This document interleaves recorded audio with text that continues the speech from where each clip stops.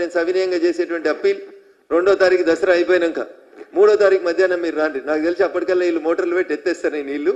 But వీళ్ళు come to A conclusion. నీళ్ళు ఎంత ఎత్తుకొచ్చినాయి స్థానికులను అడిగితే చెప్తారు. అక్కడ ఏం జరిగింది అనేది ఒకసారి చూడడానికి అవకాశం ఉంటుంది. కాబట్టి వీలుంటే ఈ రోజు రండి. ఎట్లాగో హైటెక్స్ దాకా వస్తున్నారు కాబట్టి అడికి 2 కిలోమీటర్లే. వీలు కాకపోతే మళ్ళీ ఒకసారి తప్పకుండా దీన్ని చూడాలని గూగుల్ మ్యాప్స్ ద్వారా దీనికి సంబంధించినటువంటి పిక్చర్స్ వీడియోస్ అన్నింటినీ తీసుకోవాలని చెప్పి మీ అందరినీ కూడా విజ్ఞప్తి చేస్తూ, నిజంగా ముఖ్యమంత్రి గారికి ఇష్టం ఉంటే దీని మీద వెంటనే విచారణ జరిపించాలి.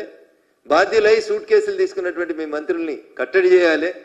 లేకపోతే మేము న్యాయస్థానం ద్వారా మీ ప్రభుత్వాన్ని ఎండగడతామని చెప్పి ఈ సందర్భంగా తెలియజేస్తా ఉన్నాం. Thank you one and all. ఎవరైనా ఈ ఫొటోస్ని తీసుకోగలుగుతాము, డౌన్లోడ్ చేసుకోగలుగుతాము, లేదా ఫార్వర్డ్ చేయమంటే మా పరమేశ్వర్ గారు ఈ ఫొటోస్ అన్ని వాళ్ళకి ఫొటోస్ ఇస్తారు, లేదా పంపమంటే కాపీస్ పంపిస్తాం, గూగుల్ ద్వారా మెయిల్ ద్వారా పంపిస్తాం. Thank you.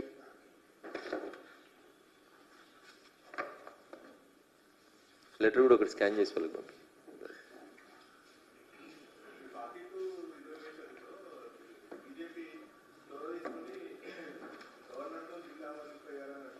రేపు మాట్లాడదామన్నా. భాగ్యనగరం మునిగిపోతుంది, వరదలు వస్తున్నాయి, 1,00,000 కోట్లు పెట్టి మూసిని శుద్ధి చేస్తామంటున్నారు. దీని గురించి ఈరోజు మాట్లాడదాం. మీరు పిలిస్తే రేపు వస్తే నాకేం అభ్యంతరం లేదు. రేపు దాని మీద మాట్లాడతాం తప్పకుండా. ఎందుకంటే నా సబ్జెక్ట్ డివేట్ కావడం నాకు ఇష్టం లేదు. పడవలు అయినట్టు మోటార్ సైకిల్ కొట్టుకపోడు, కార్లు కొట్టుకపోడు, మీరు ఇస్తున్నటువంటి 50 అంతస్తుల బంగనాలకి వెళ్ళి బయటకు వస్తున్న వాళ్ళకి రోడ్ లేకపోవడాలు, this is the primary importance అన్న. ఈ రోజు అర్జెన్సీగా ఉన్నటువంటి అంశం మూసి వరద పరివాహక ప్రాంతం. ఎందుకంటే మళ్ళీ 1,00,000 కోట్లు కాళేశ్వరం కొట్టుకుపోయినట్టు ఇది కూడా కొట్టుకుపోయిందని మళ్ళీ దీని మీద మళ్ళీ సిబిఐ విచారణ అయిందని మళ్ళీ అసెంబ్లీలో తీర్మానాలు చేయాల్సిన పరిస్థితి రావద్దని మళ్ళీ చెప్తున్నా. Prevention is better than cure అనేది. రాజకీయం రేపు తప్పకుండా మాట్లాడతా. మీరు అడిగిన ప్రశ్నలకు రేపు సమాధానం తప్పకుండా వస్తుంది.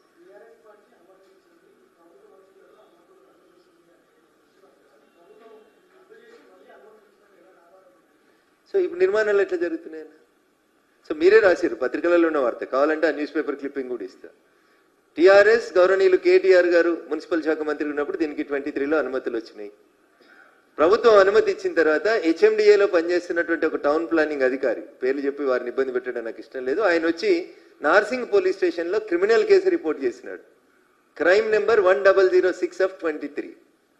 అప్పుడు పని HMDA commissioner HMDA town planning వాళ్ళు కంప్లైంట్ ఇచ్చినారు కాబట్టి పని ఆగింది. కాంగ్రెస్ ప్రభుత్వ పెద్దలు చాలా మాట్లాడినారు, దీన్ని ఆపుతాం, మేము అధికారంలోకి వస్తే కూలుస్తామని. వెంటనే పని ఆగిపోయింది కాంగ్రెస్ అధికారంలోకి రాగానే. ఒకవేళ కాంగ్రెస్ ఆపలేదు అనుకున్నా, ఇప్పుడు అడుగుతున్నా నేను, క్రైమ్ రిజిస్టర్ అయింది, ఛార్జ్ షీట్ ఫైల్ అయింది, విషయం కోర్టులో వీళ్ళు ముద్దాయిలని చెప్పి పోలీసు వాళ్ళు ఛార్జ్ షీట్ వేసిండ్రు. ఇన్ని కంప్లైంట్స్ ఉన్న తర్వాత దీనికి నిర్మాణానికి కొనసాగిస్తుర్రు అంటే కాంగ్రెస్ పెద్దల పర్మిషన్ లేకపోతే ఎవరి పెద్దలతో నడుస్తారు? రద్దు చేయమన్నారు. మీ అనుమతి లేకపోతే రద్దు చేయండి. కట్టి నీళ్లను గులగొట్టిన హైడ్రాకి, కట్టి నీళ్లను గులగొడుతున్న రేవంత్ రెడ్డి గారి ప్రభుత్వానికి కడుతున్నటువంటి కేవలం 5 అంతస్తులే అయింది, ఇంక ఇది 50 అంతస్తులు కడతారట వాళ్ళు. కాబట్టి దయచేసి దీన్ని ఇప్పటికైనా ఆపుమనే రాస్తున్నాం బహిరంగ లేఖ. విచారణ జరుపుమనుండ్రి. నేను ఆరోపిస్తున్నా కదా, ఎవరో కొంతమంది మంత్రులు పెద్ద ఎత్తున దీని మీద డబ్బులు తీసుకొని ఈ ప్రాజెక్టును కొనసాగిస్తున్నారని నేను నేరుగా ఆరోపిస్తున్నా. సో మీరు ఎంక్వైరీ చేపించి వాళ్ళ మీద బాధ్యుల్ని చర్య తీసుకొని ఈ అక్రమ కట్టడాన్ని ఆపాలని కోరుకుంటున్నాం. ఇట్లా మీరు మూసి ఎంబడి అన్నిట్లే గడిపించేసి మూసిని చిన్న నాలాలాగా చేసేసి మళ్ళీ రేపు హైదరాబాద్కి వరదలు వచ్చినాయి ఎవరిని బదనాం చేద్దాం అనుకుంటున్నారు? సో అందుకని my sincere request to the honourable chief minister is prevention is better than cure.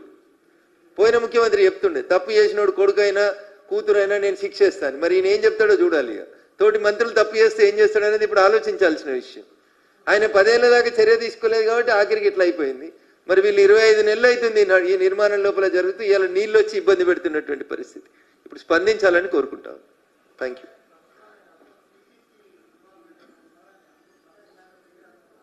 నేను ఏమంటున్నా, మహేష్ కుమార్ గౌడ్ గారు మీడియాతో మాట్లాడుతూ అన్ని నీతి వాక్యాలు చెప్తాడు. మేము సచ్చీలురము, మా ప్రభుత్వంలో అవినీతి లేదు, మేము చాలా గొప్పగా పాలిస్తా ఉన్నాం, మేము చేస్తుంటే బీజేపీ వాళ్ళందరూ కాళ్ళ కట్టెలు పెడుతున్నారు అంటాడు కదా. అందుకని మహేష్ కుమార్ గౌడ్ గారి పేరు తీసుకున్నాం. అన్న ఇది నీ ప్రభుత్వమే కదా, మీ కాంగ్రెస్ పార్టీ ప్రభుత్వమే కదా, నువ్వే పిసిసి అధ్యక్షునివి కదా, ఎందుకు చర్య తీసుకోమని చెప్తలేవు మీ మంత్రుల మీద? నీకు తెలియదా ఏ మంత్రులు ఏం చేస్తుర్రో? ఇలా వారికి తెలుసనే నేను అనుకుంటున్నా. తెలియకపోతే వారిని ఉత్తరం రాయమను ఏఐసిసి అధ్యక్షునికి. ఇక వీళ్ళంతా ఇంట్లో ఇన్వాల్వ్ అయ్యారని తెలిసింది. ఇక బీజేపీ ఎంపీ ఇట్లా ఫోటోలు చూపించి మనల్ని తిడుతుండు.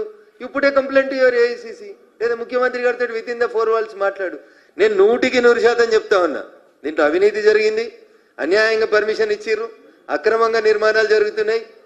పేదోడి గుడిసె గులగొట్టేటువంటి హక్కు ఉన్నటువంటి ఈ కాంగ్రెస్ ప్రభుత్వానికి పెద్దోడు ఈ బంగ్లాను